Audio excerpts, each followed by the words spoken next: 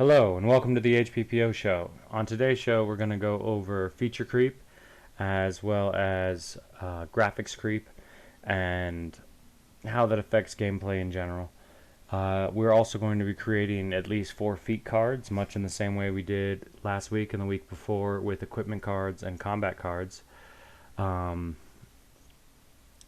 think in general from what we did last week with equipment cards, we'll have to do more stat tweaking, and as far as the actionable cards, those will be moved over to the loot pile, so we'll have better rewards for quests, combat and non-combat. At the very end of the episode we decided that the health pot, being a discardable card, is going to be best with as a loot card. Alright, I wanted to start off this episode talking specifically about the Master of Orion series and how feature creep really shut down that game from becoming accessible. So we're going to watch the trailer of one of my favorite turn-based strategy games, the Master of Orion 2, and then how it compares to then I'm going to talk about Master of Orion 3 for a little bit, and then we're going to watch the trailer for the Master of Orion 3, right? Well, the Master of Orion 2016, which really scaled back and did away with solving the feature creep problem. Well, you'll see. This is Alpha Niner calling Science Station Hermes. Alpha Niner, this is Science Station Hermes. 555. Roger, Hermes. All clear in Sector Gamma Delta 4. Request clearance for landing. That's Roger, Alpha Niner. You are cleared for landing. Switch to station control. Switching to station control, synced and locked.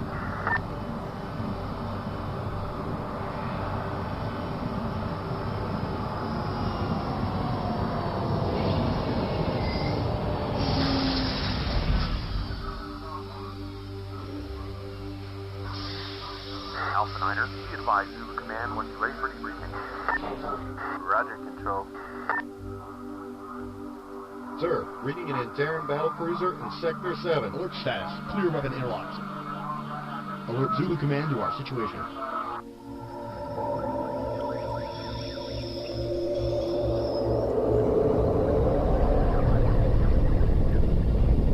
Alpha Niner, scramble.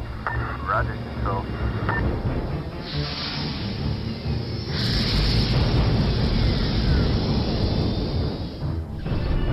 Moving into attack position, beginning my run now.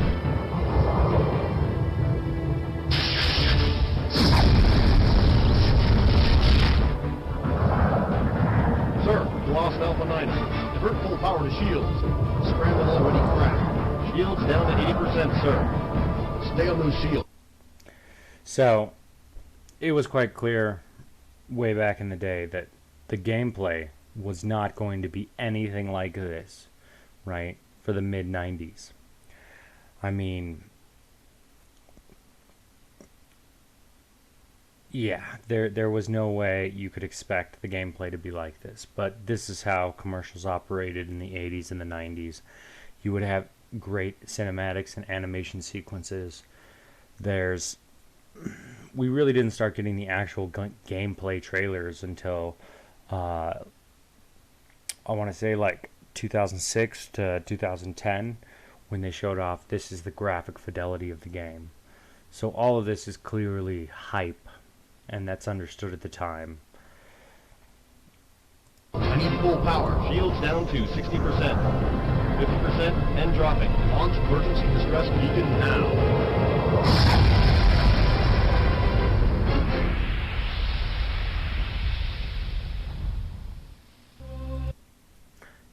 And there we actually get to see the game graphics and things like that. From what you can see on this screen, right, you have all the available races to choose from, as well as a custom panel. And so you have 14 races in total, including the custom, and each one of these plays very, very different. And 14, right, was huge for turn-based strategy games back in the day, because civilization games and things like that, you're talking like 8 to 10 playable races, and you're only, even with all these playable races, you're only going to get 6 at most on a map, unless you want your computer to crash. So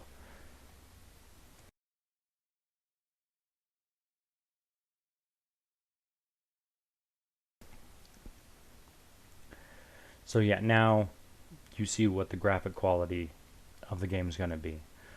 One of the reasons why I like this game so much is the choices were balanced.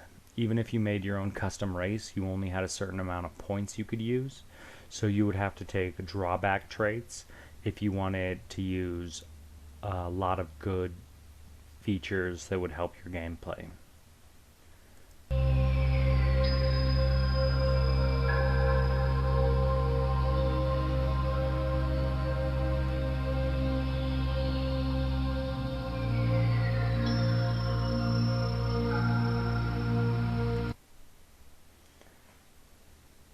And here you can see how the map was laid out. Now, even though it's a space game, you can't just fly from one star system to another at any time. You could only really fly within connecting ranges of how far your starships could go. And so early game, you could only expand out so far, etc. And this is where the RNG, the placement of these black holes, even when your starships could reach a lot farther, right? Say this system could reach that system. This black hole would prevent that, so then you'd have to bounce around. So it was pretty in-depth. It also had all the information you need readily available on the right side of the screen, and it was pretty slim. It tell you when your research is done. It tell you how many ships in your fleet you can have, warships, how much money you're making per turn, how much food your civilization is producing, and that. And I believe in later ones you could customize this to show you what you wanted to see. And then all your relative menus that you needed to go to were down here, right? With diplomacy, your specific leaders, your fleets, and the fact there's only about 6 or so buttons, and then that leads to more buttons. It really had this concept of simple, easy to learn, right? Easy to learn, difficult to master. That's how you want any game to be.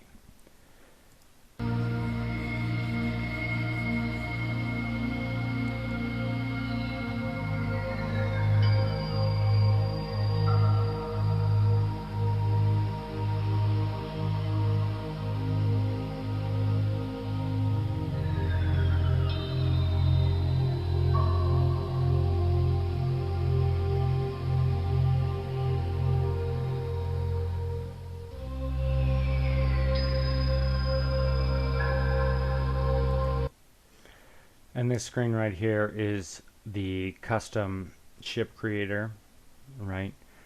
You would want to be, because certain technologies would unlock certain features for your ships, right? You would want to upgrade and trade off speed and traveling distance for weapons and things of that nature to suit your playstyle, as well as there's only so much space available, and the types of weapons you're going to build are also going to increase the cost.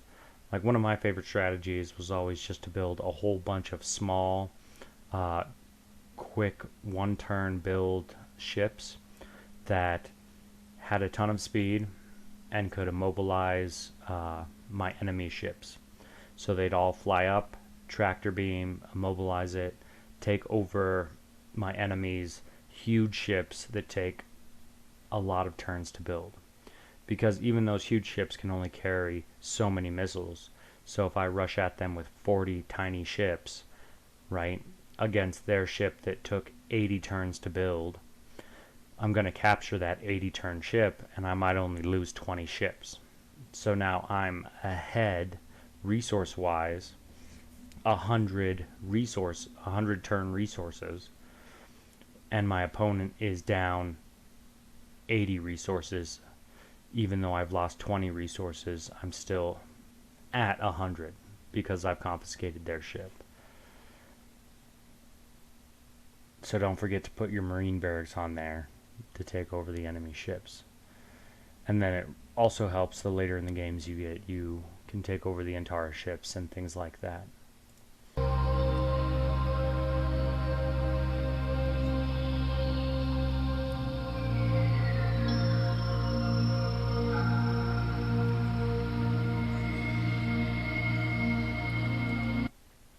One of the unique things about how you research things in this game is you see each of these categories, right? You have to finish this category before you can go to the next one. And for most races, you could only choose one of the 3 available things to research. So you can either get a bomb or the fusion drive, right?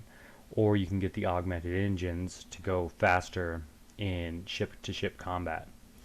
Right, so you got a choice between ship-to-ship combat, ship-to-planet combat, or ship-to-space system-to-system travel. Right, do you get the class 1 shield or do you get the mass driver? Right, you should probably get the mass driver because you can get a class 2 shield later, and then your class 1 shield becomes useless. But the mass driver is always pretty effective and cheap as a projectile weapon.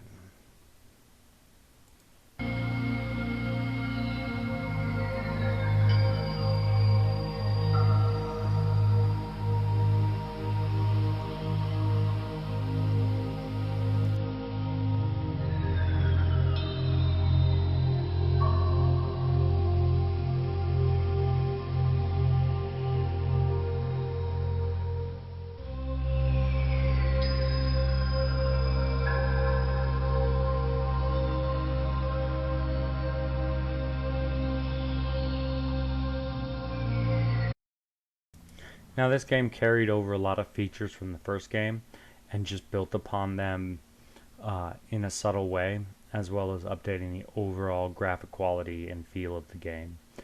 And that's why Master of Orion 2 was a really fantastic game.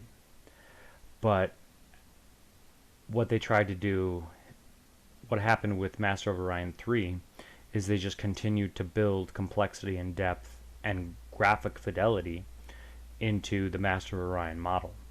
And this is what feature creep and spectacle creep is all about. Is every time you do something, you try to make it bigger and better, right?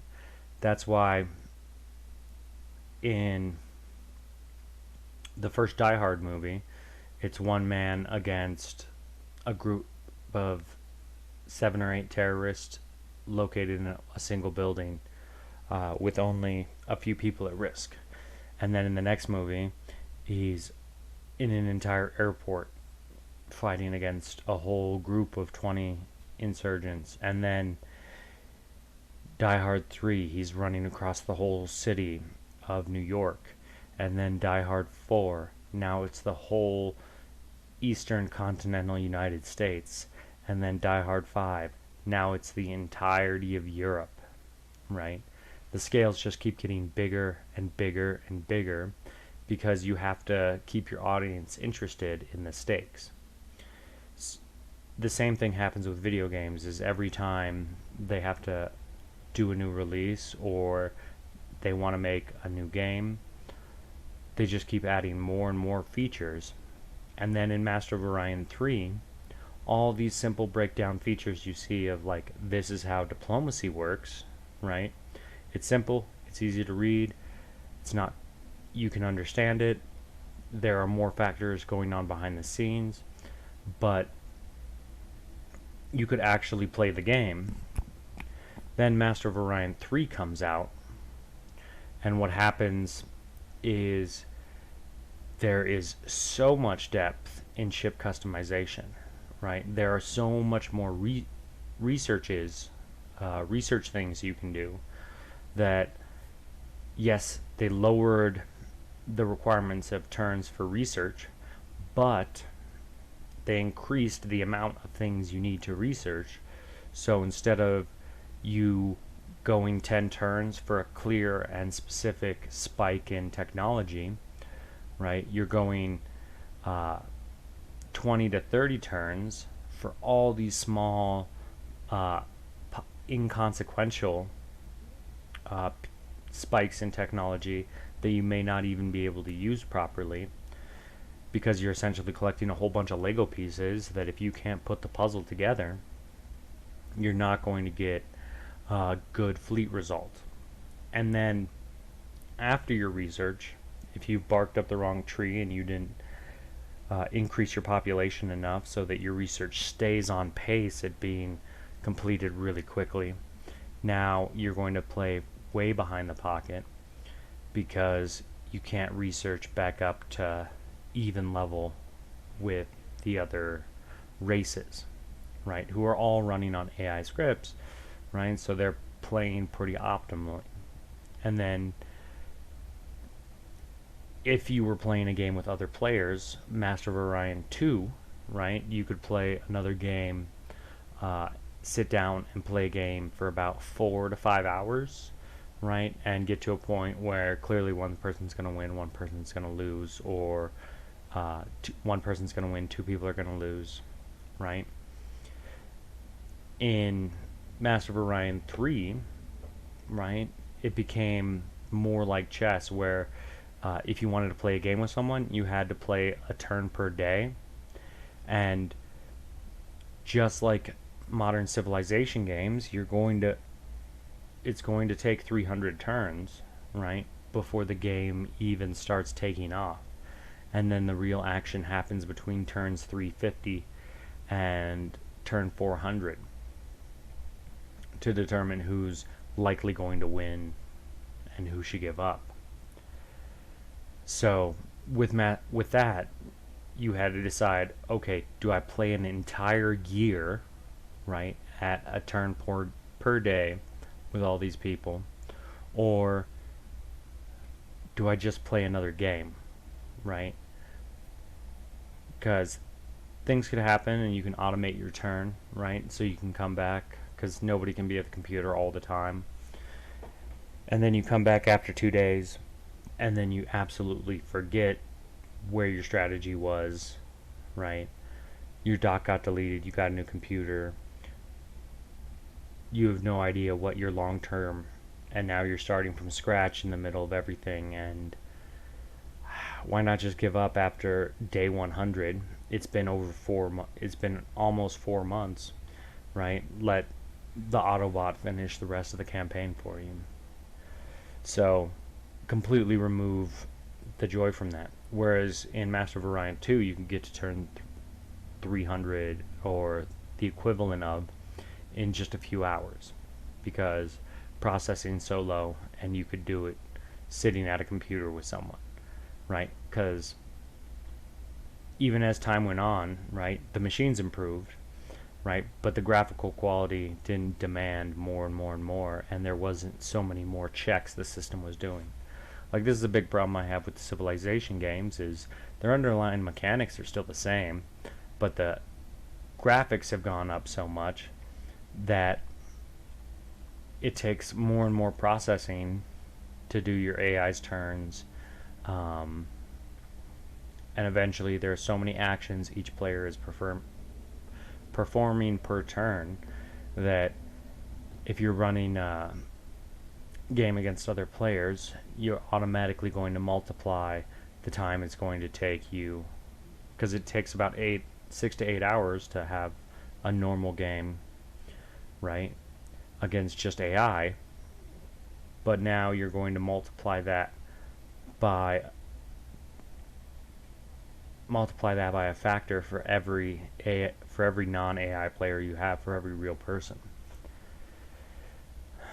Whereas if you kept the graphical quality as well as the same turn style mechanics that these games allowed for, right, where both players could put in their inputs at the same time, and then if conflicts arose, right, it would resolve them in sequence by not letting that player like actually make his move until after you've committed your end of turn button and things like that. Now, that's what happens with feature creep, is you get a great game like Master of Orion 2, but then you can't stop, right?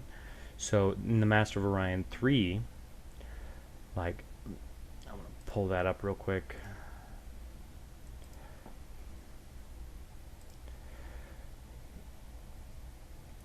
You get menus. At Full Sail, our technology programs are designed with a different approach to learning. Commercial. You get menus like this for starting the game with races, right? And then reading that text, super fun, right? They still try to keep the same design layout and the buttons simple, but none of these have quick graphics, and editing that around is not super easy, right? And then your budget sliders, like, oh, it's simple because there's a slider, but there's a big difference between being on the edge of pissing off your entire country and your entire nation state and collecting the maximum amount of revenue you can, right? You want to be in those sweet spots, whereas a simple button interface really allowed that to work. And then you have the same basic map style, and then on Master of Orion 2, all planets were single biome, right? So you really didn't have to worry about, oh, I'm going to build this over by Africa, I'm going to build this over by Europe. Like, the amount of micromanaging you had to do in Master of Orion 3, because, oh, you could, right? There's no real single biome planets, right? So let's make a multi-biome planet, and then you can control what you build and where, and there will be bonuses to each, right? Like, yes, it makes sense. If I build a farm on fertile ground, I should get more food, but I shouldn't have to waste energy and actions, right, when Master of Orion 2 just says, oh, this is a planet, right? You build a farm on it, get this much, right? You can assume that in Master of Orion 2, you built the farm on the fertile ground. You built the water projects on the ocean, right? Like, yes, there is no single biome planets in reality, but you don't have to make your game so much like reality that it's easier to read an Excel spreadsheet than play a game. Because the purpose of the game is always to have fun, right? So then we go from this, and then years later, Pirates, big we boss. get this.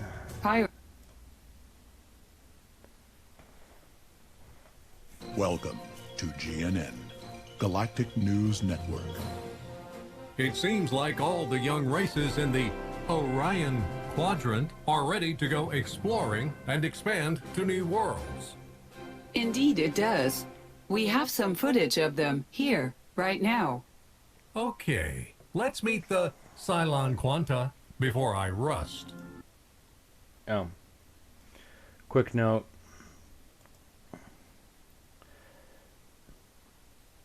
Right. You see at the bottom of this vid, it says explore, expand, exploit, and exterminate with all the X's capitalized, so that you clearly know this is going to be a 4X game, right? Let's meet the Cylon Quanta before I rust.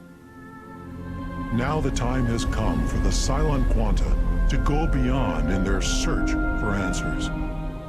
Pleased to meet you. This is the controller of the Cylon Quanta. I am certain we have much to learn from each other. The Cylons prefer large planets so they can focus on their research. It looks like they found one suitable on their doorstep. See, so we've come so far between 2006, right, when they released Master of Orion, about 2006, and this Master of Orion game, right, which came out in alpha in 2016, and the 1996, right? Master of Orion 3 built so many features. Still, you can see it right here. Look at all these different regions, and you could only build so many things per region. And then Master of Orion, the new alpha game, is like, this is a planet. It can do this much. It can do this much. What do you want your people to do? Like, that's fantastic, right? I don't need a planet with areas like this so that I can set up mines. I don't need fertile areas so I can set up farms. What if I get a huge planet that only has fertile areas and then I have to run a trade network? Like, no. Let's just show you, if you put people on farms, you have one super fertile area at 4, right? And then it scales down. So then you only have 1 and 1 and 1. And the same thing with production. 4, 3, 3, 2, 2. So if you want maximum output of this planet, yes, you can personally tweak it, but your options are limited, and you don't have to worry about, oh, did I build the right thing in the right spot, right? There are some useless areas in Master of Orion 3 that you want to build your government buildings, your research places, whereas here it's like, just tell us what you want to do, and if you want to build some buildings, we'll put them on the planet. That will certainly help them reach technological enlightenment.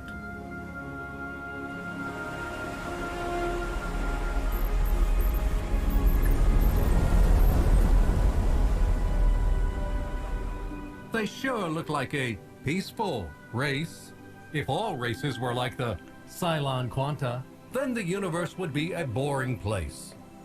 But races aren't just looking for a technological victory, but also in excellence, economics, or with diplomacy.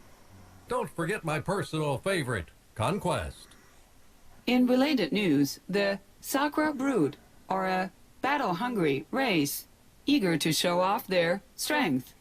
Sounds like a news-creating race. Let's meet the leader of Sakra Brood. You are now before the hierarch of the Sakra Brood. Threaten not my progeny, and you and yours may live on. Pirates, big boss! Pirates are a threat to all space-faring races. The Sakra Brood will enjoy annihilating them.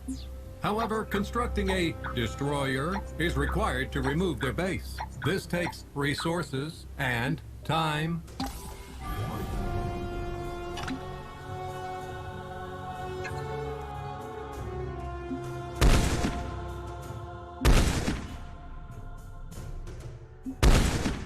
That's better. No more pirates. Oh, a space monster. It's a bigger challenge for the Sakra Brood.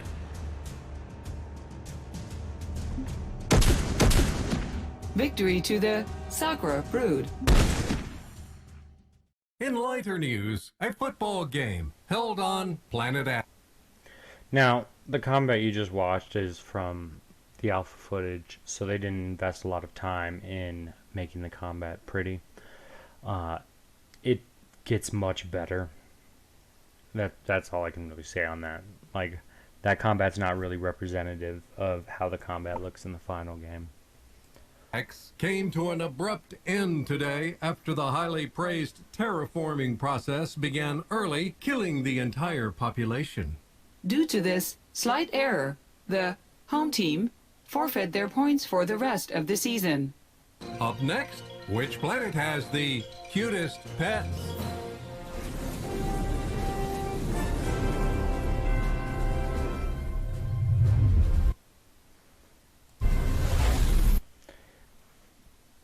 Right, so you go from Master of Orion 1, right, to Master of Orion 2, which just builds depth on all the already existing systems without complexity.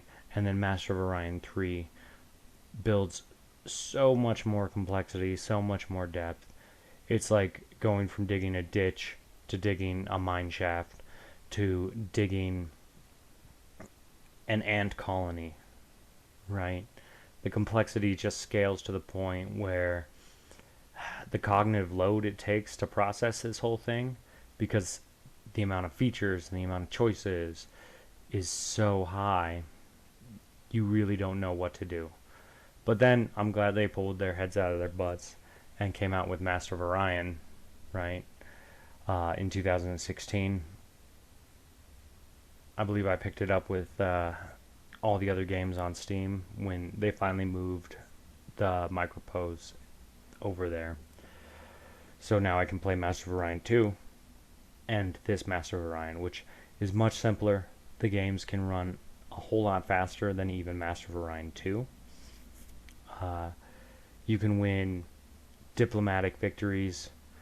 Each of the races has different play styles that you have to really follow in order to keep your population under control, as well as handle the other races that may or may not have an edge against you. There is some level of ship customization, but it is much less than Master of Orion 2 and not nearly as complex as the ship creation in Master of Orion 3, because you get to choose everything in Master of Orion 3.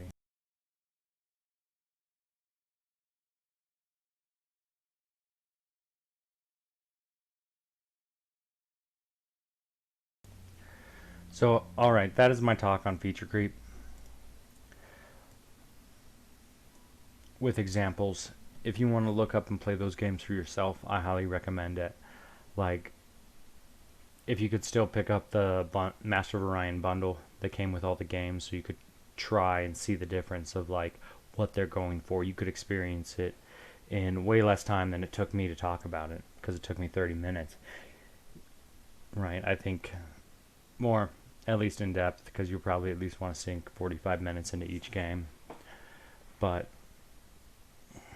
that's what happens with feature creep, is you just keep building more cooler stuff, right? Or you experience spectacle creep, and now the explosions have to be bigger, the stakes have to be bigger, right? In order for what you said, every time you do something, you're like, well, we have to do the next thing better than that. On its face, this is ridiculous, right? It doesn't make sense in any other field but entertainment.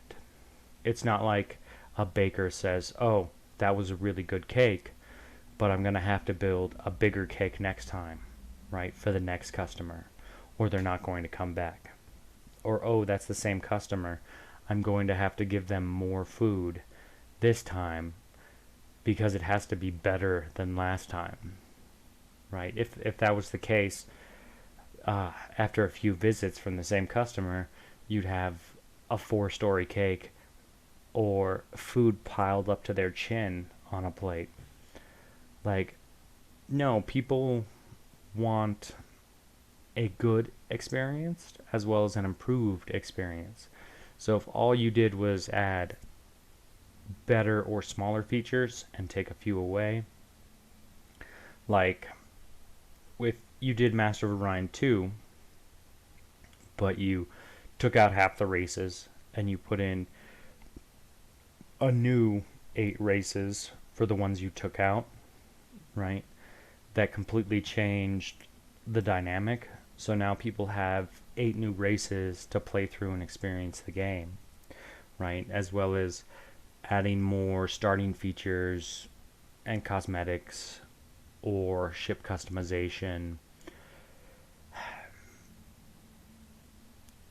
Like, you want to increase replayability without increasing spectacle, because that's why it's called feature creep, is it just keeps creeping and creeping and creeping. So, okay, that's my talk on feature creep. I'm going to go take a short break, and then we're going to get right back here, and we're going to start creating the feat cards. So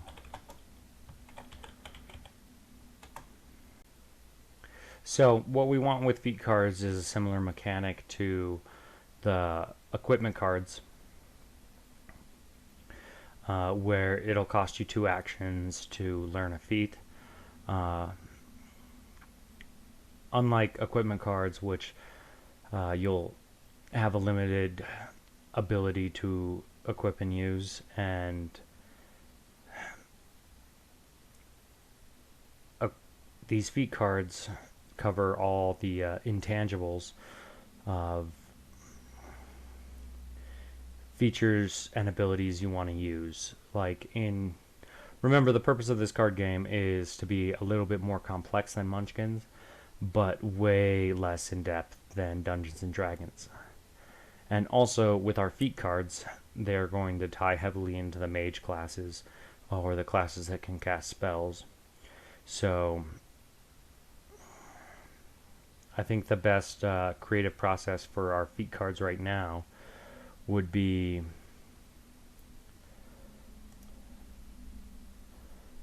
to look at our character classes.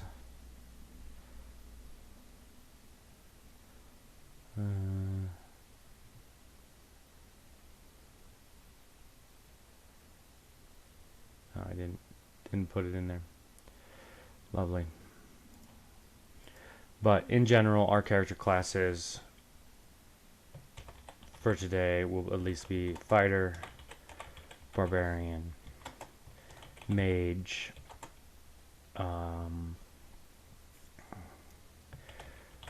cleric, rogue, bard. Right? Because because of our combat cards and their special reward system, and their special reward loot from completing a combat encounter, we have the characters broken down into Constitution, Strength classes, Int, Wisdom classes, Charm, and Dexterity class. Right. So this way, you can have a special reward card that either applies to barbarians, fighters, paladin, whichever they decide to go strength or wisdom. Right. A mage, a cleric, you get those bonuses per card. So with feat cards, though, the only real difference, right, should be whether or not the only difference should be an option between whether the class is a spellcaster or a non-spellcaster.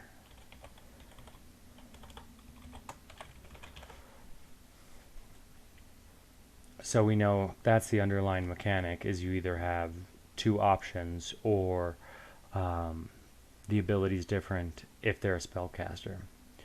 So I believe in the first time I ever talked about what we wanted to do with feat cards, I think I used Spider Climb, right, as a spell. As a spell example, Spider Climb or Feather Fall. and that would be the spell. And then climbing skill would be the non-spell.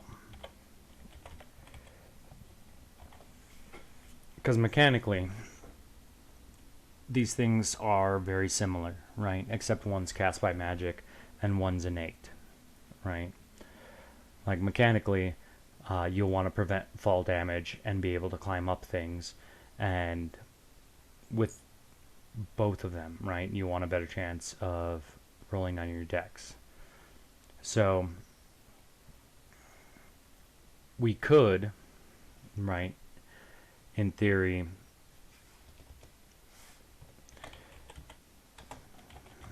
make the card name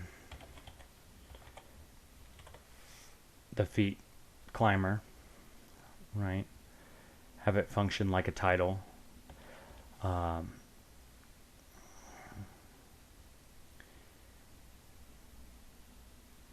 And then give you +2 to dex checks,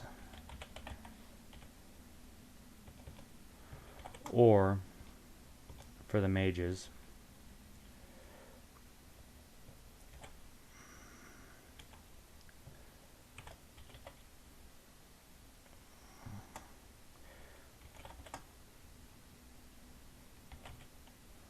or tap and pass a dex check.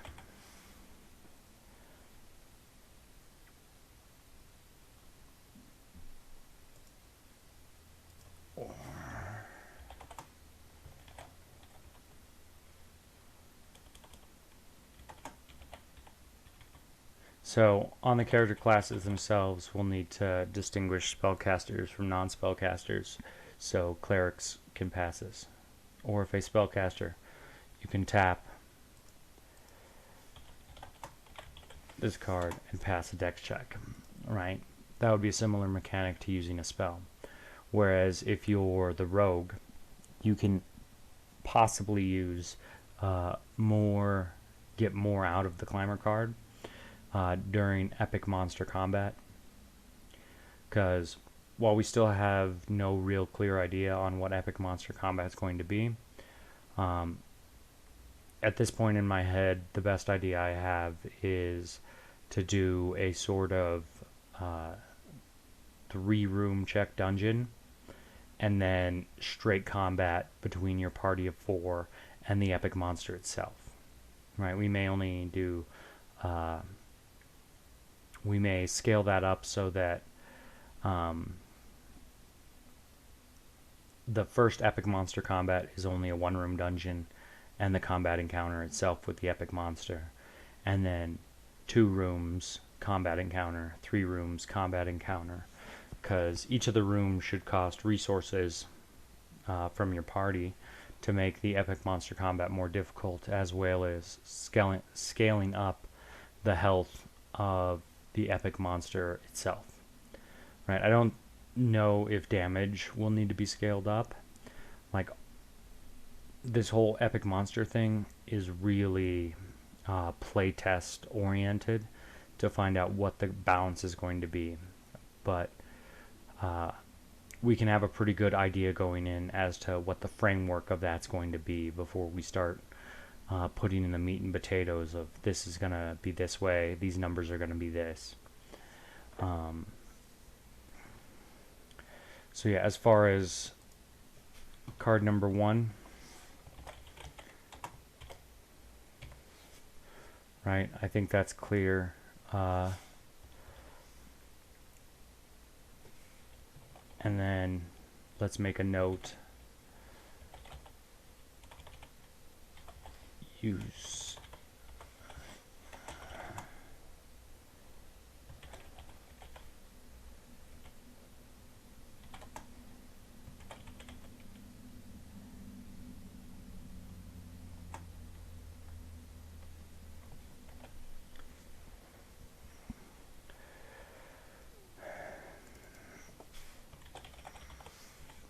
Rangers. Like, the climber feat is actually useful for all classes, right? And it doesn't give +2 to your actual dexterity stat, like the equipment cards are going to do, where they give you flat numbers, improving your strength, improving your constitution, right? These are situational, so you only get the bonus on your rolls when you roll your d10s to check to see if you pass a dexterity check, right? Because remember, we're going to have non-combat cards.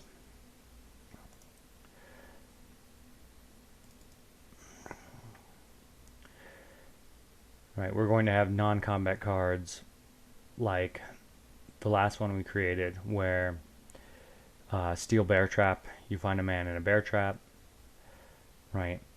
And you get a choice of which challenge you try to complete, right?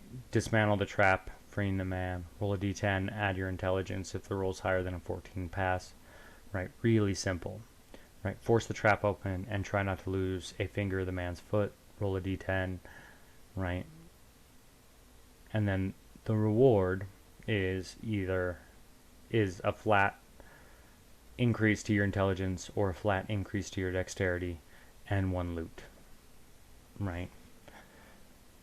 Probably want to increase the amount of loot so you have a fair amount going into epic monster combat, or maybe not. Like maybe you want to be able to save everything against the first epic monster and then use some of your supplies against the second, and then use everything you have in the bank to beat the third, right?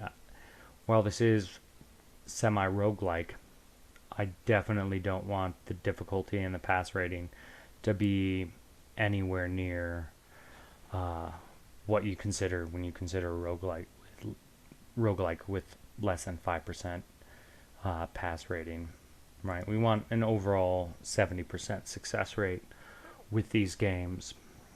It's just a matter of how many points and how many unique and cool opportunities you've gotten to do awesome stuff.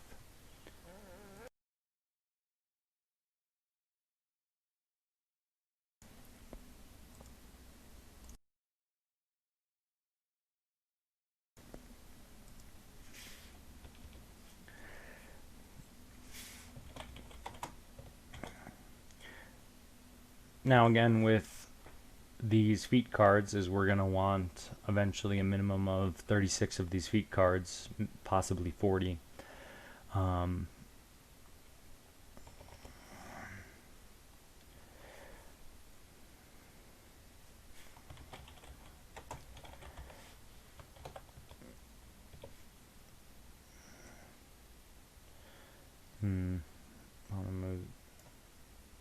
I'll just reduce.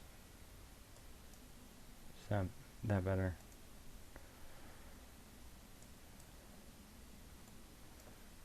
Sorry about that. So we got card name.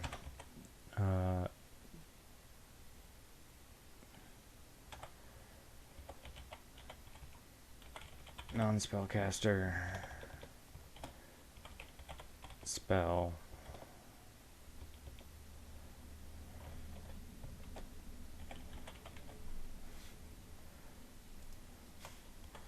And then hashtag useful. How about general charm, right? Like, yeah, let's run through and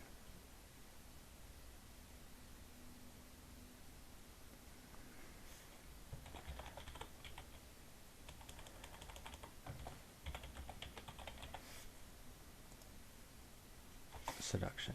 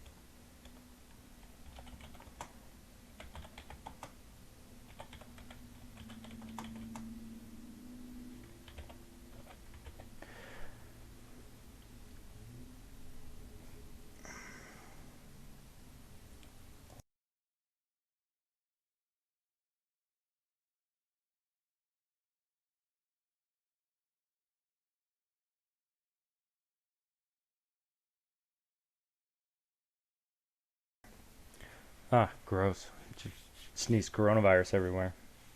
My introverted lifestyles are not suiting me well. Alright, card name Seduction. Spellcaster +4 to all charisma roll. The actual spell, tap this, next charisma check becomes a 50-50. So, while the climber card, right, functioning like Spider Climb and Featherfall, is good to have an automatic pass, right? A card like Seduction, you won't. We don't want somebody to just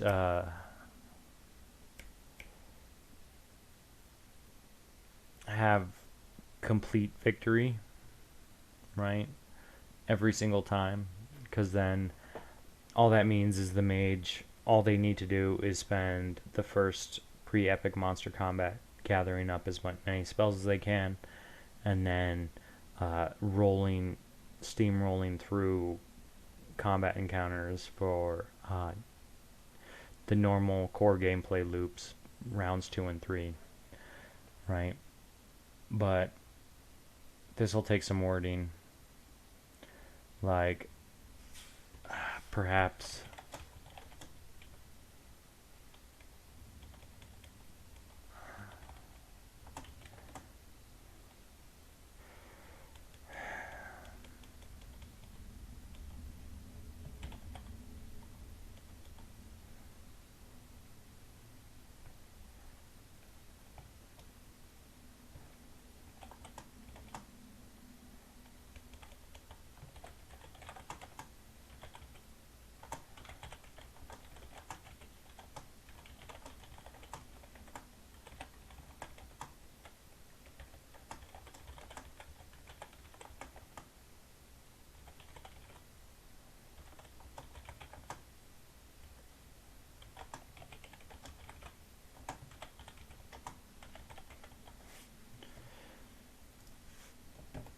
right, so it may have to sound like that. During a charisma check, you may tap this and roll a d10. If the number is greater than 5, pass that charisma check. Right? This way, even if you fail this roll, right, you get another shot. So you have a 40% chance of passing here, right? 6, 7, 8, 9, 10. Now you have a 50% chance of passing right here. And if you fail that check, then you still get to actually roll the charisma check. Right, but you have to choose the charisma check first. So, okay, that's Seduction.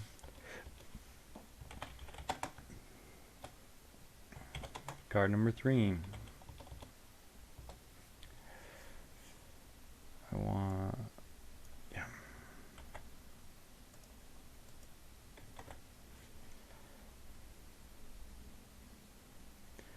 Like,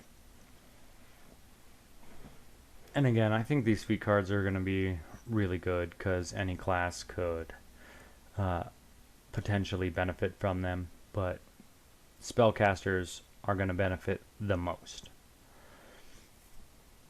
Right. Okay, so we have Dexterity, Charisma. Let's do an Intellect check.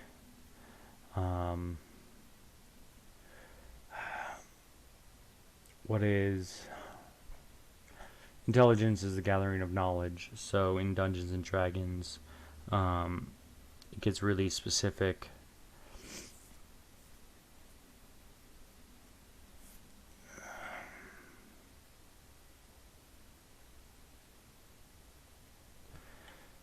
I don't know, let's just call it academics.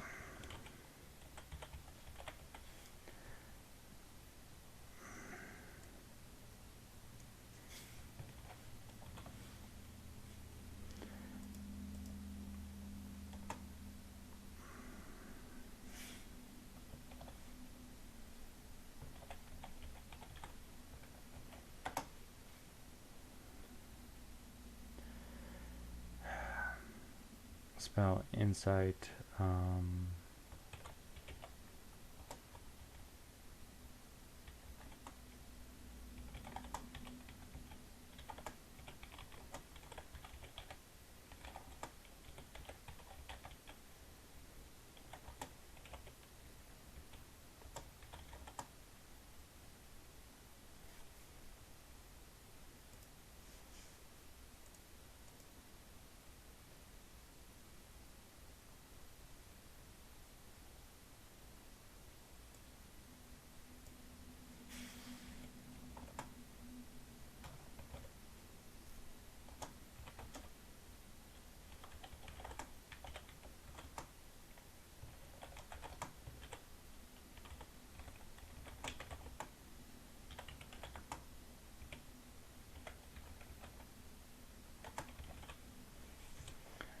So there, academics, right? For a spellcaster, insight, tap this, lose all remaining actions, add +5 to your next interroll for each action lost. So if you go on a quest first thing on your second core gameplay turn, because you pick this up, right, and there's an intelligence check, but you don't know if you're going to pass it, you tap that, right, for no actions.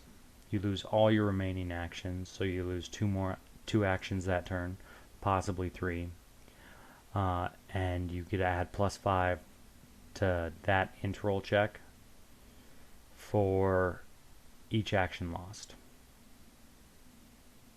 Or you can carry forward that roll into your next whenever turn, right? If it's the only thing you did that turn, you'll carry a +15 to your next intelligence check for the rest of the game.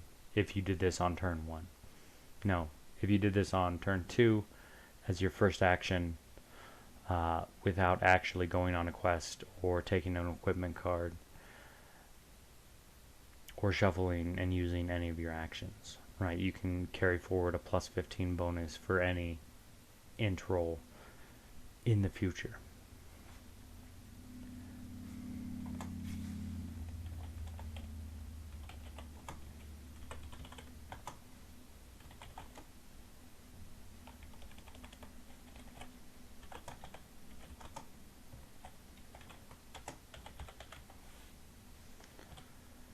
And then let's add that so we at least have a physical marker on the table of this insight spell being tapped and marked, in case you have to carry it forward quite a few rounds.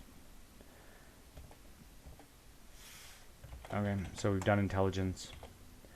Now wisdom.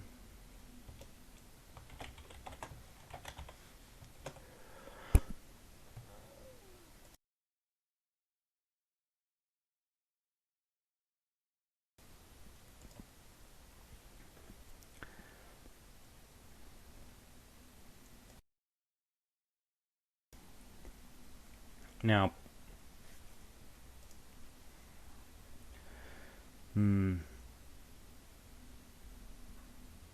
wisdom's a rough one.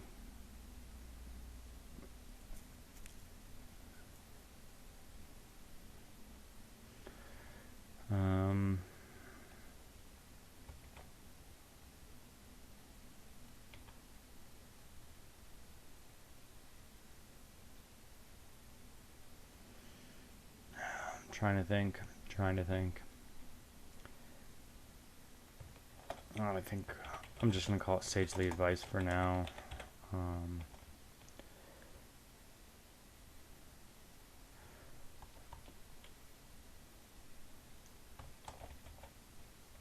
then non is going to be, again, +4 all wisdom checks.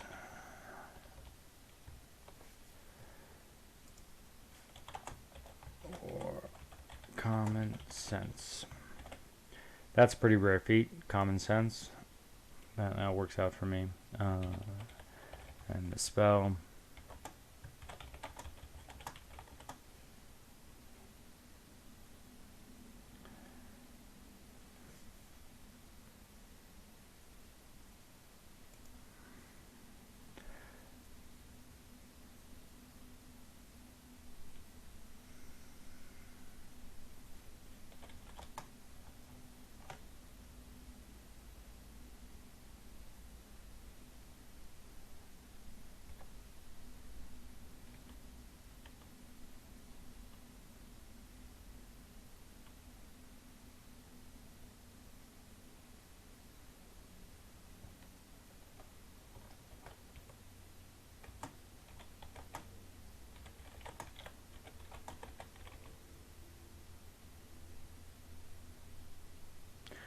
Yeah, I think that works out. Numbers wise, course, we don't know yet until we start getting into playtesting, but it makes sense you'd be able to put wisdom wherever you wanted. Makes sense to me, at least.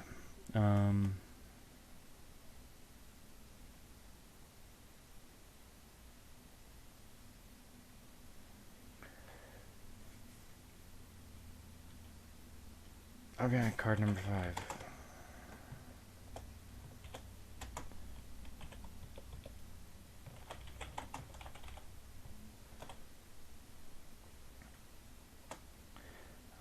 Let's see, what do we have left? Strength and Constitution. So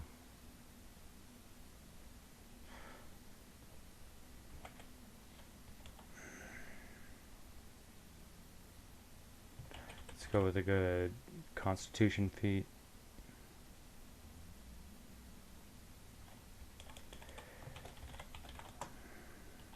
If I could spell. Weight training.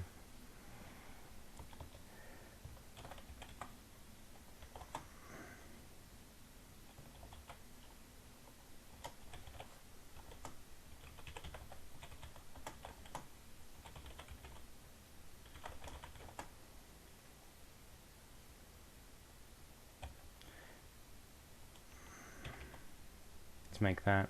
If your strength is greater than 11,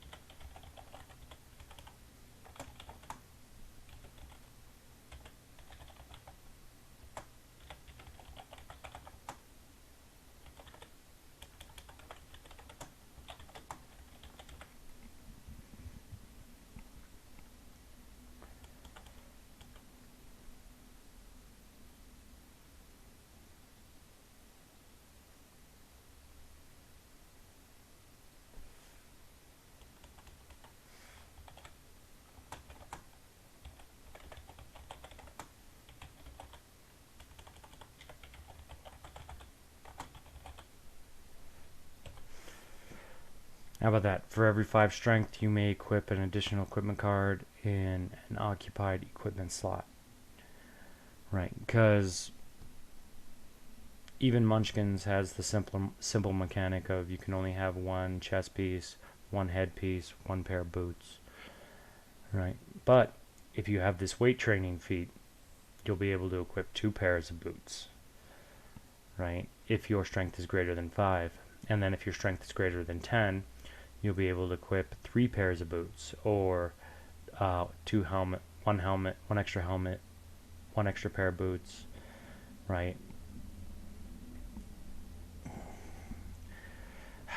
Because just like in reality, we have duct tape and rope, and if I had magical gear that made me better, I would tie that stuff together and be wearing 14 coats out. So I think that works well. And then the spell, right?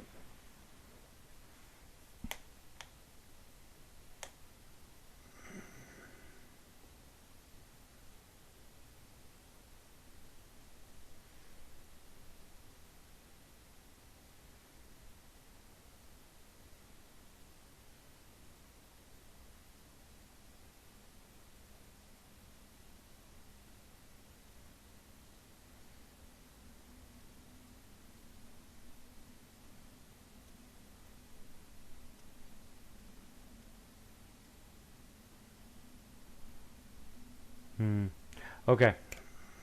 Sorry for the silence, but the spell clearly doesn't have anything to do with weight training, but could have a lot to do with the knowledge of the equipment and the gear, and all of that should probably funnel into either intelligence or wisdom or both. So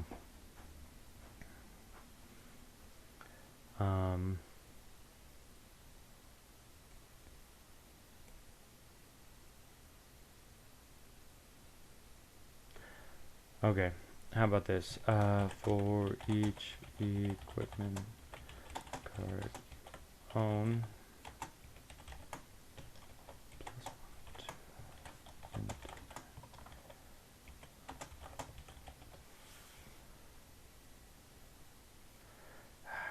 see, we just talked about creep, right? And what I'm worried about, but we won't know until testing, is just how overpowered this makes someone. Now, I don't think very, right? Because intelligence and wisdom rolls will not really factor much into combat, right? The mages are still going to be glass cannons, so keeping them alive will be difficult. Especially since we don't know how mechanically the epic monsters are going to assign combat. But yeah, I don't know. I think for right now, that's pretty fun. Because I don't think the spellcaster will get a lot of equipment cards. Right, that at least the way we have the equipment card set up now. And then card number 6, we can cover a constitution based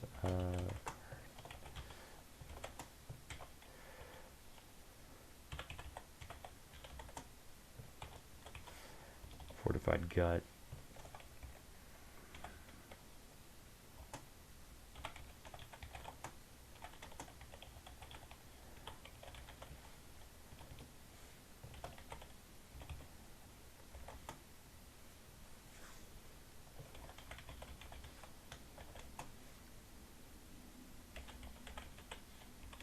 No, not discard. Discards should be in the loot. Tap.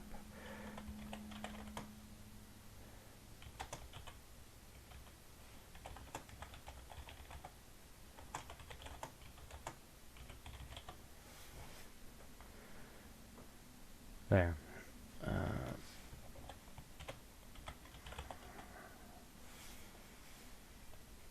Okay. Yeah, I think that works out pretty damn well. Alright, I'm gonna go take another break. Okay, I'm back again. Okay, so we have all the basic stats covered.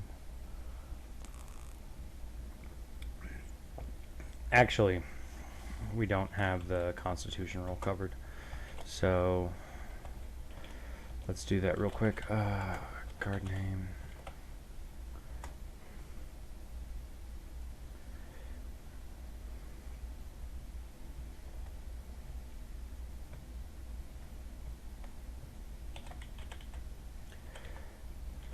Hardened skin. Non-spellcaster. +4 to Constitution check.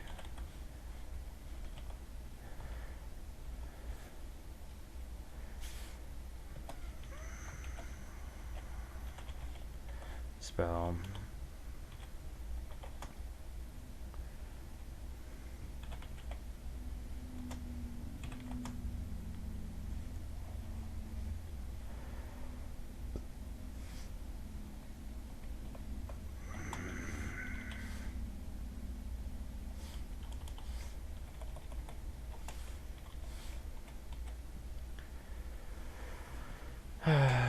Spell, tap.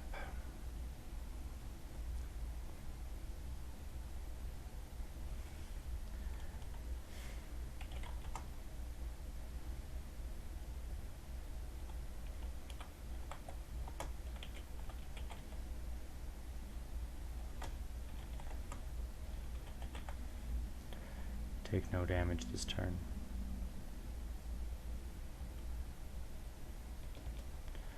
Alright, card number 8.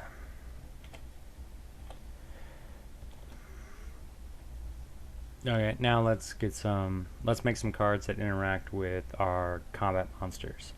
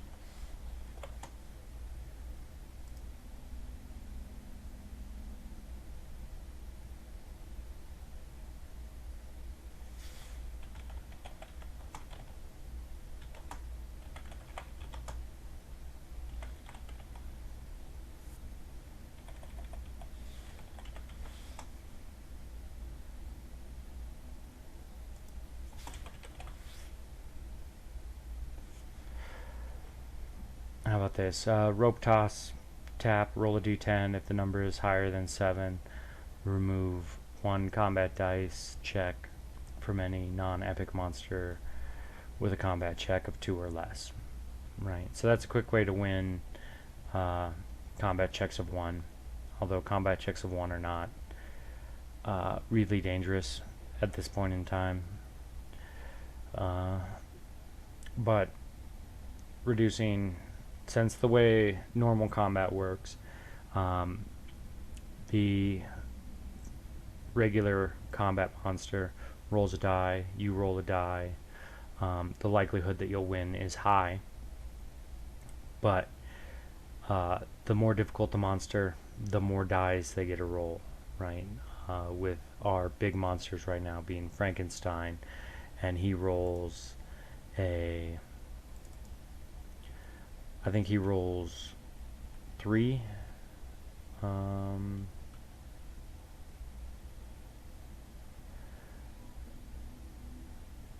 Yeah, win 3 combat dice tosses. So you wouldn't be able to tie up Frankenstein with this rope toss card, right? But you will be able to tie up the playing card soldiers and instantly win. And then again, this check is outside of combat, before combat, for free. So handy to go in there without it.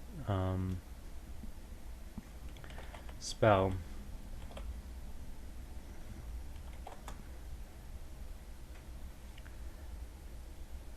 Pretty much would do the same thing, right? Or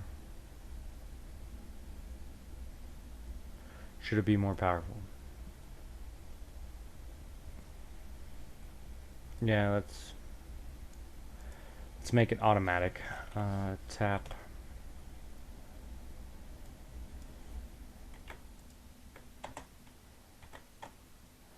Right there. So for everyone else, they need to roll, right, to make the combat check easier. But for the mage, be automatic. And there. So now you can remove one of the dies and make Frankenstein easier by only having to win 2 combat checks in a row.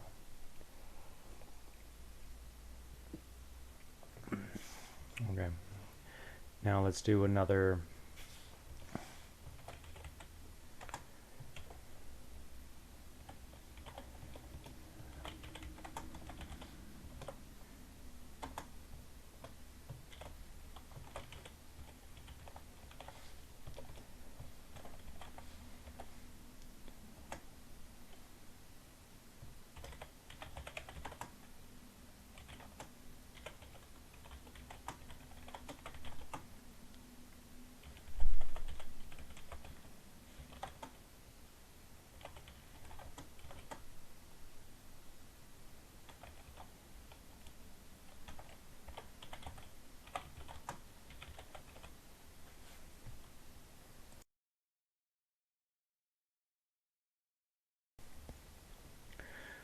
There we go. Receive an extra loot for successfully passing a non-combat quest for the spellcasters.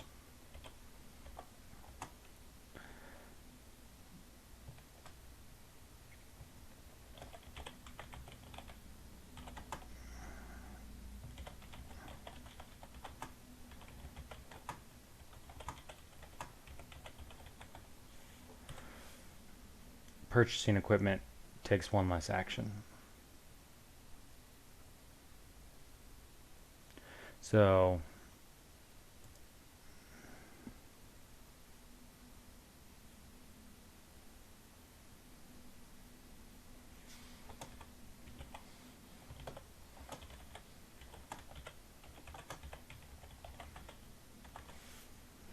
there, this way the spellcasters don't scoop up 3 equipment in one turn, and instead they can scoop up 2 equipment in one turn. Or, right, take the feat, turn 1, tap it, and pick up an equipment card. That sounds pretty good to get ahead.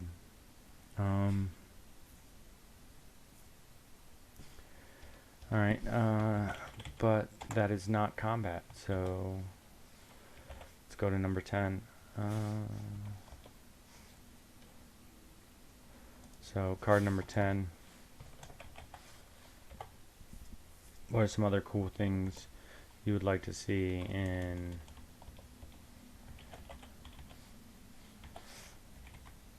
a combat encounter?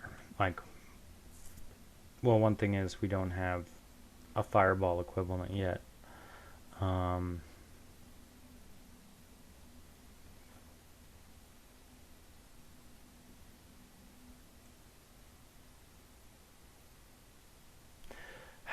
Fireball, like single-use spells and stuff, fireball should be in the loot.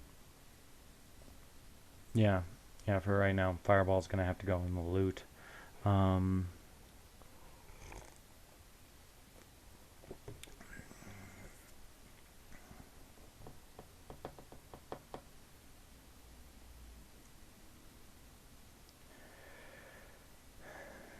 Oh.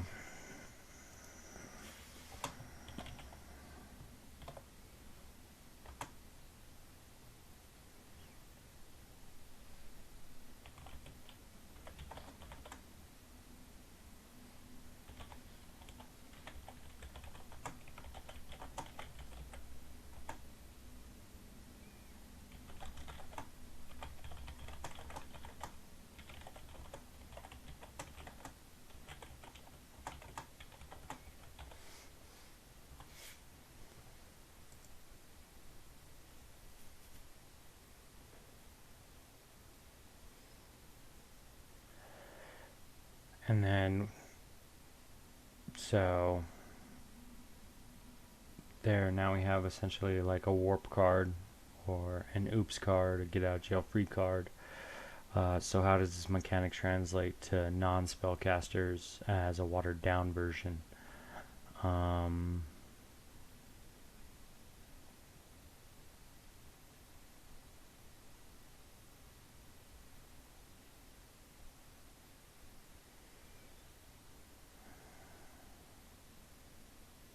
Actually,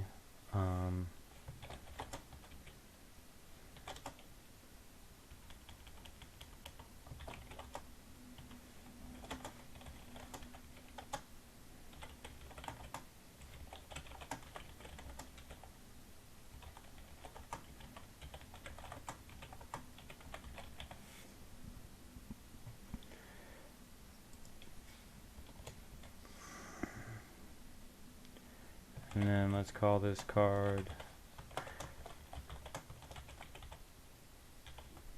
Time Management. Tap, you may draw a quest card without spending an action. So there you can get an additional quest done on that turn. Alright, remember, like, all these trade-offs should be that feat cards will cost you 2 to take it out of the available 3 feats. So you're spending to get this. So on turn 1, right, you're spending quite a bit to get this. And you want to be in still a strong condition for the epic monster combat. I'm really excited to see like how just these cards we create will play out. And already we're at our goal of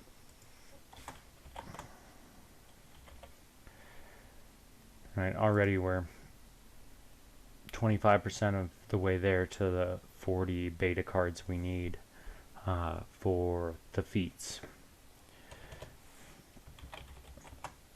So card number 11.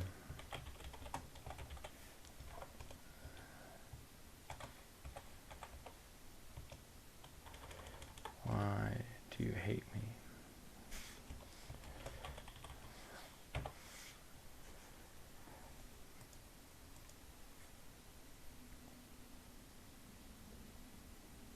Okay, so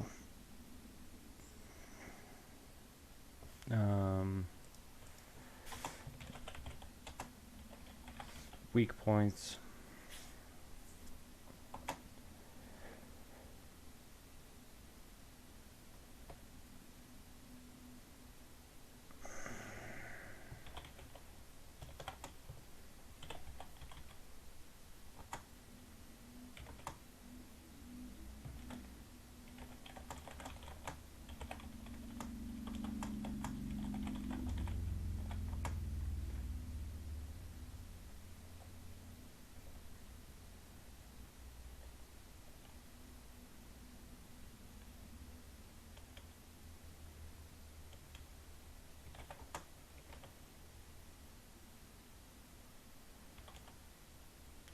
If the roll is higher than 8,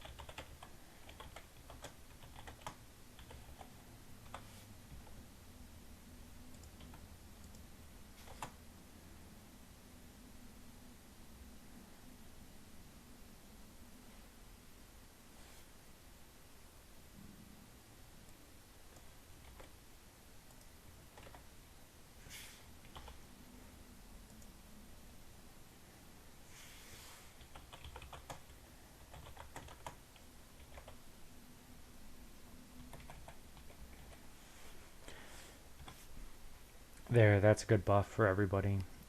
Tap. This round, each player's combat checks start with A10.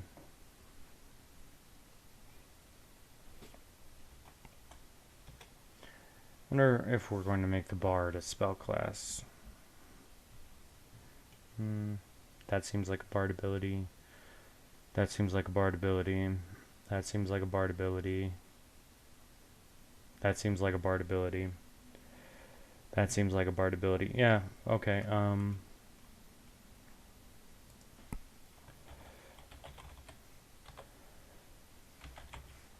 Spell card.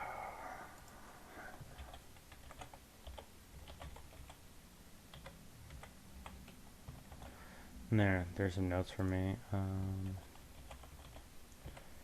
Spell wisdom.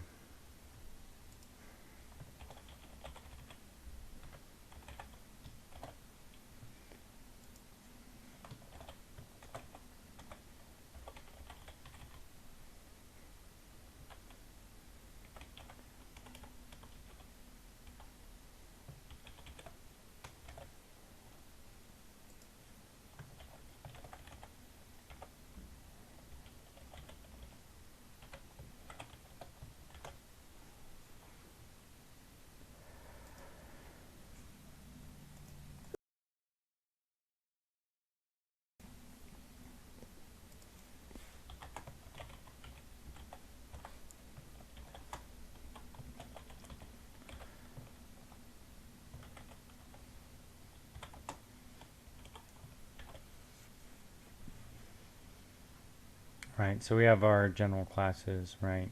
So the fighter, non-spell, but the paladin, spells, constitution, mages, spells, and intellects, right? So the special rewards, right, will have a different interaction. Very cool stuff. We need to come up with more combat encounters with special rewards for the constitution classes. And again, we'll balance that out. So our number for determining why we need about 40 is that there are 3 available. At any time, there are 3 available equipment cards and 3 available feat cards shown face up to the players for them to purchase for 2 actions. But the rewards from monsters from combat really, those rewards, right? Even if we do the same thing where we have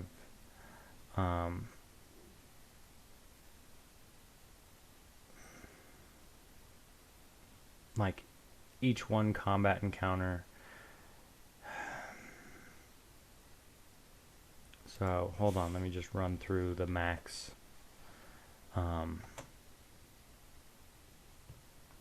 So there is a chance, right? There are 4 players, 3 rounds, each with 3 actions, possibly more, right? So we may want to put a buffer of +5. So the maximum amount of quest cards, right? Oh, and then three rounds, 3 times, right? So what we have here is 4 times 3 times 3 times 3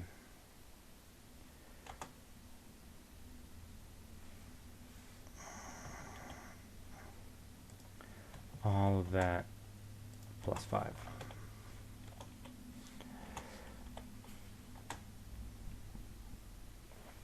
$12.36 $12.36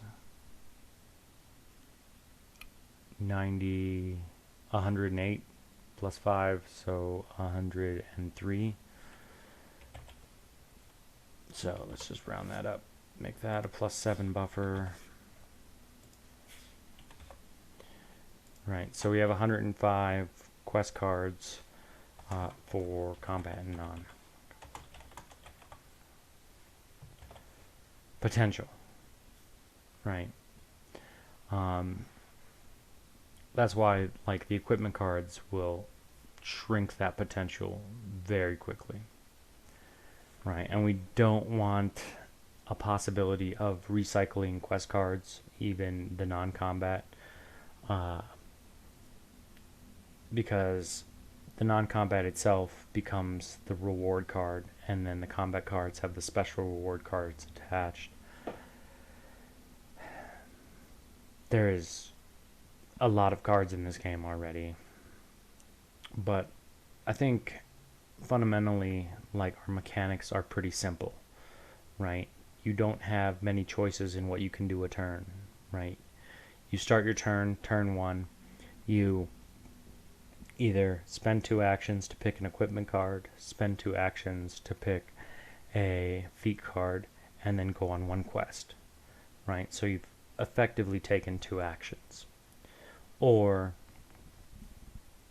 you pick up a feat card, you picked up the one that allows you to go on an additional quest per turn, right? Now you can go on 2 quests, right? Or you can go on a quest without drawing an action card. Defeat the monster, you've taken damage, actually spend your action to rest, right? I think that's as complex as turn 1 gets. And then because you were the one adding complexity by collecting the cards themselves at a random order. Yeah.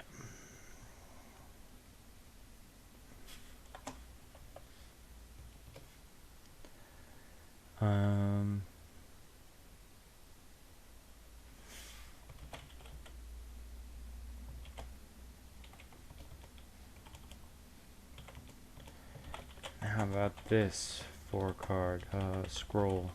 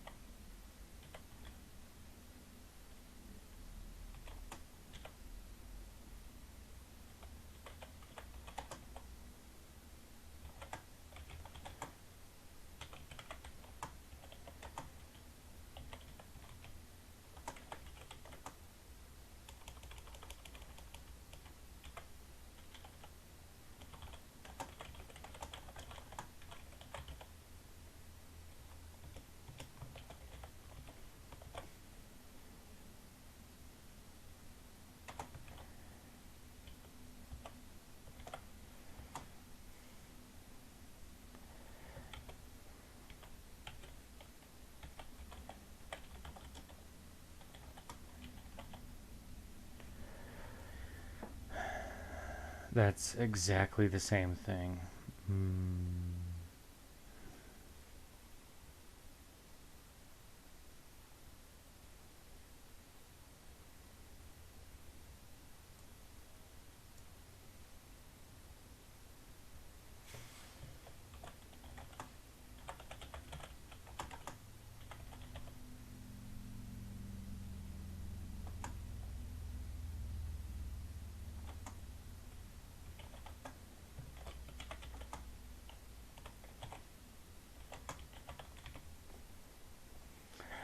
See, the cool thing I think about that is you can use this scroll feature, scroll writing, because then we'll probably have a loot card that's going to do the same thing, just regardless of class. Activate the spell effect for any face-up feat card on the table. This becomes a copy of any face-up feat card.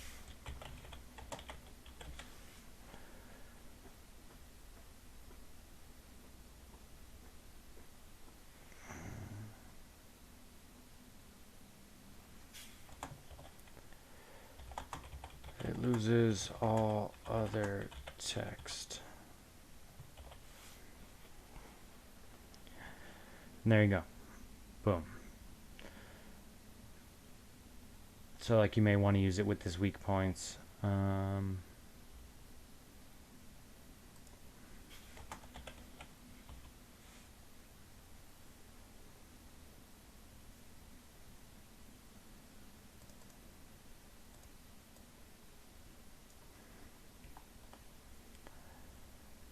So at this point in time, I think Epic Monster Combat's going to work by all the players decide their actions, and they perform them at the same time, and then the monster performs its action, or if the monster gets the initiative roll, then the monster performs its action, then all the players can perform theirs.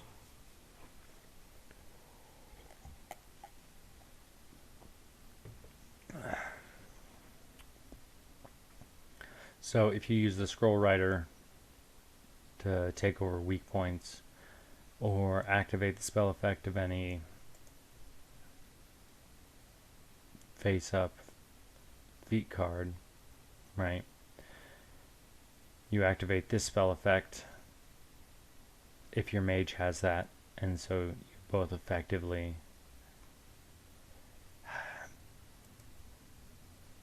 that's pretty powerful, right? But the odds of getting that are relatively low, hopefully.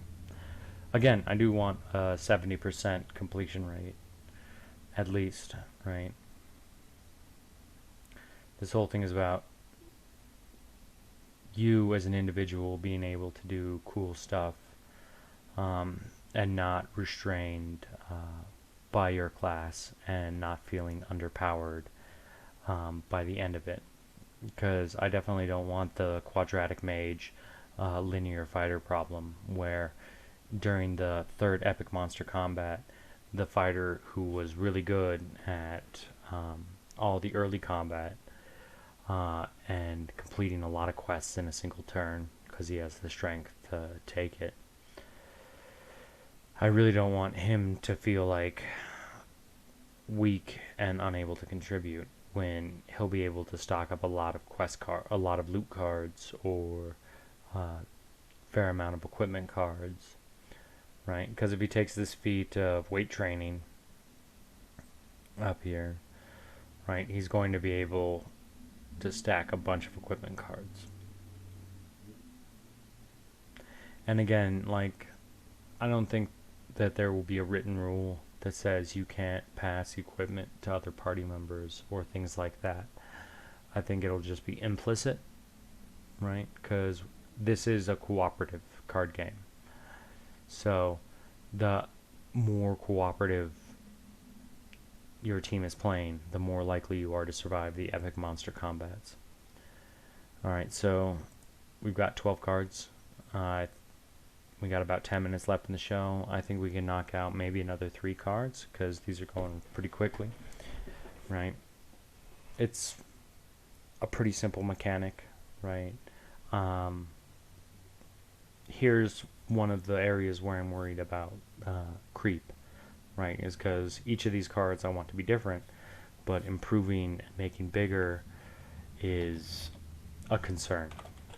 So that's why it's kind of nice to switch back and forth between, like, oh, this is like for combat, this is for epic monster combat, this is for general purpose.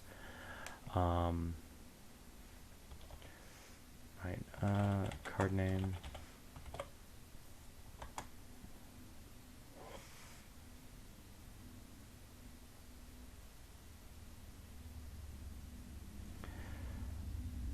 I really want to come up with a lore card.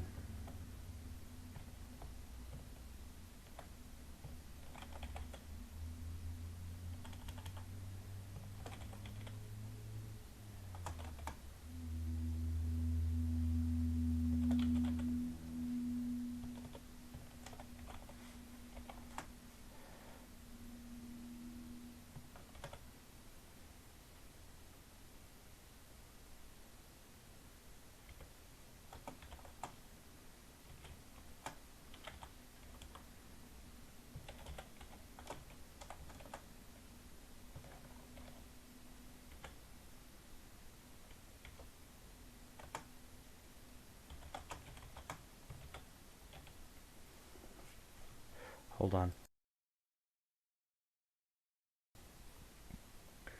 See, this is specifically what I don't want.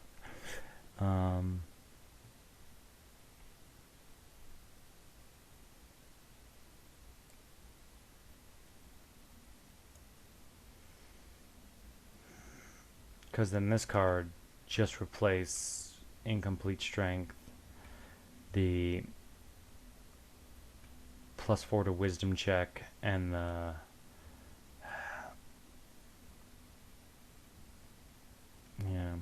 and the +4 to dex check. Because why would you need to climb when there's this card? And yes, like, it is random, but at the same time, like, on your second playthrough or your third playthrough, you'll be disappointed when you see the climber card and you don't see this card, Lord of the Land. So that's where the trouble comes in there.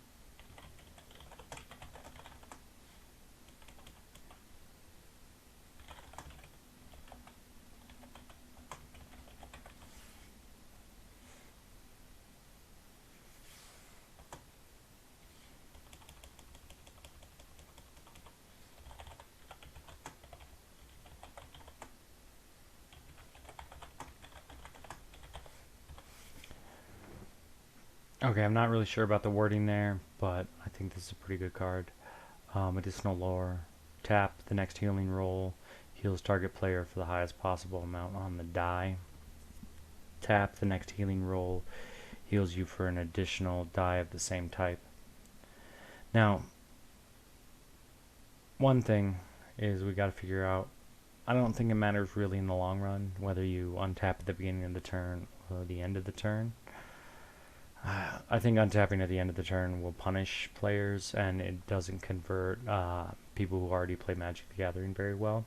So we're probably going to untap at the beginning of the turn, which means if you are the spellcaster and you want to use this, you might want to save this. Either way, you're going to be debating whether or not to save this for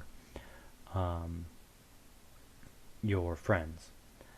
But if you untap at the end of the turn, then you know on your turn you can use this card for you. Whereas if you use this card for you and then one of your friends needs it later, like, catch-22.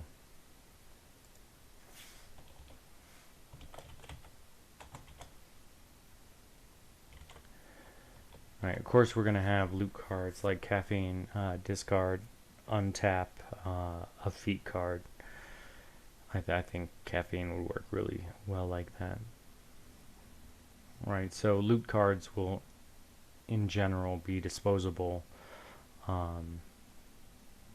to discard and then increase your actions or increase the effect of die rolls or re-roll dies. These feat cards, right, are abilities for spellcasters and non-spellcasters. Okay, so we have a good healing card.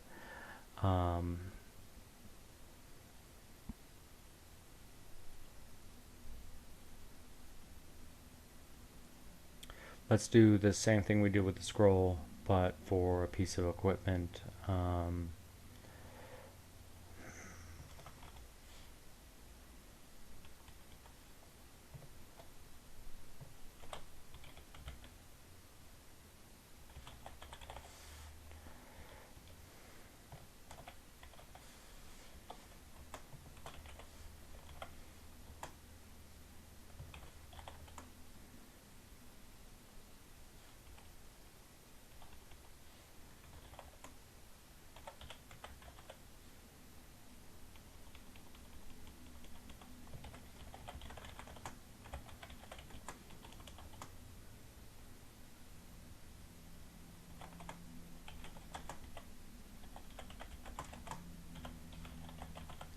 Double the bonus of any piece of equipment.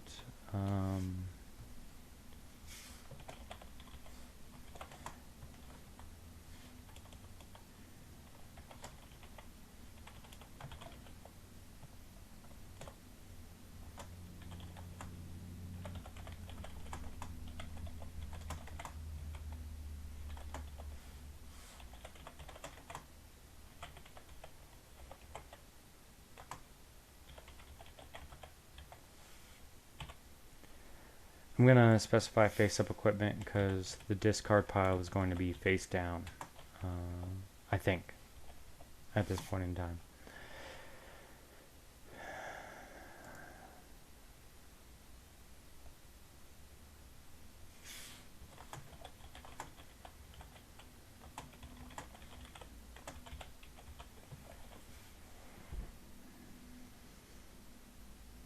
There, okay. One more, and that'll be the end of the show. Thank you for joining us. On today's show, we of course discussed feature creep, spectacle creep, with Master of Orion 2, Master of Orion 3, and Master of Orion 2016 as examples. We created 15 feat cards out of the 40 we'll need for beta and playtesting. Once again, nobody came and joined me, so if you're watching this on YouTube or the Twitch VOD, please come and join us next Friday at 3 p.m. to 5 p.m. Eastern Standard Time.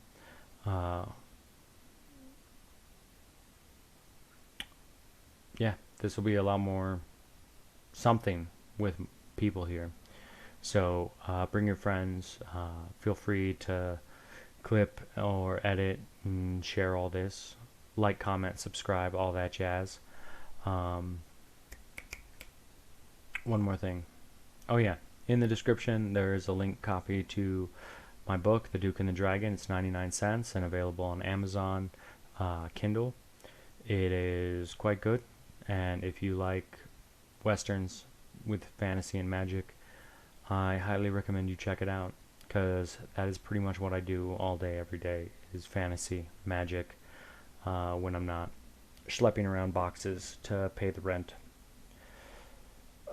So, our last card, in honor of this being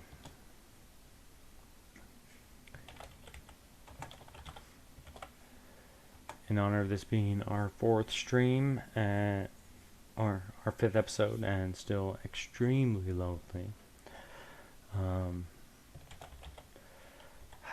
Let's tentatively title it Forever Alone. And for the non-combat classes,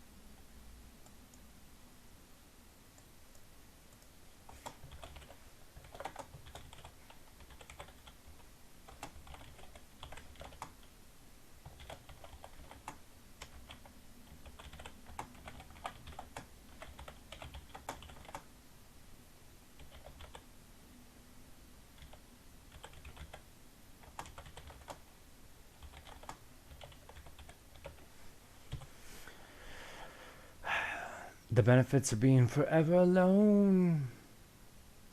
Tap. Your epic monster combat checks are separated from your parties, or the spell target player's epic monster combat checks are separate from the parties. So combat checks in general, right, are going to be the monster rolls a die, You roll a die at the same time. The epic monster combats are probably going to use a d10 plus a boost, depending on the pre-existing rooms of the dungeon and depending on the current level of the epic monster. Right? Again, it's not to be overly challenging, and all of that has to be tweaked in the playtesting, because that's where the numbers will go wrong. I think the core gameplay loop, everything's pretty simple. And there we have it. Our last card of the day, 15 of 40. Once again, thanks for joining us. Like, comment, and subscribe. Check out my other videos. And I'll probably have some unrelated video up on the channel this week or later. Thank you for checking this out. Leave a comment, share it with your friends, tell me to go fuck myself, and I'll tell you to fuck yourself right back. Thanks for hanging out. Bye.